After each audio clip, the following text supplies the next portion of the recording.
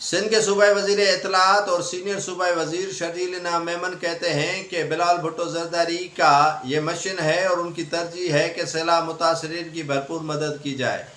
مان لیے کہ پیپلز پارٹی کے چیئرمین بلال بھٹو زرداری چاہ رہے ہیں کہ ان کی کمک کی جائے، جو کمک کے لائق ہوں، مستحق ہوں، سیلاب متاثرین کی بھرپور امداد کی جائے۔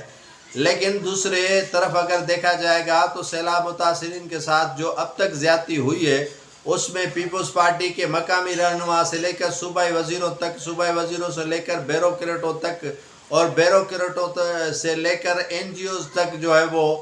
عوام کے ساتھ ان کا خون نچوڑنے میں کوئی کسر نہیں چھوڑی۔ جتنا بھی سیلاب متاثرین کے لیے امداد مدد آئی اور فارین کی طرف سے امداد دی گئی، وہ سندھ حکومت کے اس وقت کے تمام جو کامورے تھے اور بیوروکریٹس تھے اور دیگر جو پیپلز پارٹی کے رہنما تھے، پٹواریوں سے لے کر تحصیلدار سے لے کر assistant commissioner, deputy commissioner, commissioner تک اور سیکریٹری تک جو انتظامات تھے انہوں نے بڑے اچھے طریقے سے ہاتھ صاف کیے سیلاب متاثرین کے امداد سے۔ سیلاب متاثرین کو نہ خیمے ملے، نہ امداد ملی، نہ انہیں سامان ملا، نہ راشن ملا، نہ انہیں ٹینٹ ملے، نہ ہی انہیں جو ہے وہ ادویات فراہم کی گئی۔ لیکن اب خیال آیا ہے 3-4 سال بعد کہ سیلاب متاثرین کی مدد کی جائے۔ بدین کے باسی،